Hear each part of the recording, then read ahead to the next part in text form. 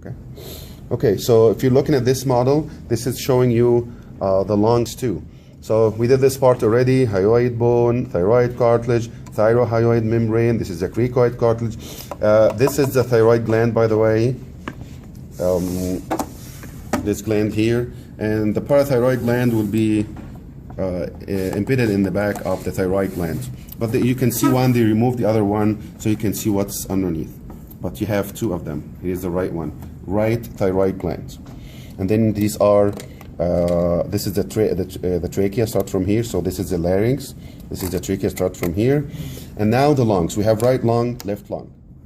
If you look at the fissures that cut the lung into three loops, you have, this is transverse or horizontal because it goes like this. And this is called the oblique. It's going obliquely. So by the transverse and the oblique, you have three lobes in the right side. And this corresponds to this. And that's why when we talked about this, we said you have three in the right and you have two secondary in the left, because the three in the right correspond to the three lobes. The two will correspond to only two here. So if you go to the left lung, you only see the oblique fissure. We don't have the transverse. So this so the difference between the right and the left. The right is three lobes, the left is two lobes. Why? Because we have the transverse fissure in the right side, no transverse fissure. So we have two lobes only? Yes. The third lobe was occupied by the heart. That's why we have in the left side we have only two, and that's why we have only two secondary bronchi on the left side. Okay, so this is the oblique fissure. This is called the upper left lobe, lower left lobe, upper right lobe, middle right, lower right. So what's disappearing here, does not exist? This one, which is the middle, because it's occupied by the heart. This curve here, this is a curve or a notch that's done by the heart, so we will call it a cardiac notch.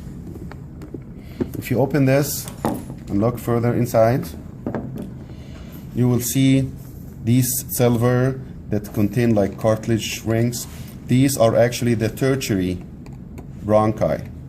And the blue vessels, these are the pulmonary arteries, branches of the pulmonary arteries. Remember, the pulmonary arteries are blue, the pulmonary veins are red, which is the opposite of everywhere else. Again, when I opened this, it's showing you what's inside, which is these that have transverse cartilages like this. This will be the tertiary bronchi, and the red will be the pulmonary veins, and the blue will be the pulmonary arteries. If you look at the heart here, this is the pulmonary trunk that will give you the right and left pulmonary arteries. Right pulmonary artery to the right lung, the left pulmonary artery feeding the left lung.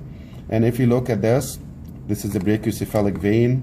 This is superior vena cava. This is the right brachiocephalic vein. This is the left brachiocephalic vein that will give you the jugular vein and the subclavian vein.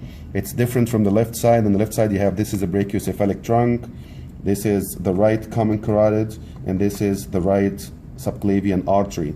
And the left side, both of them arises directly from the aorta. So this will be the left common carotid, and this will be the left subclavian.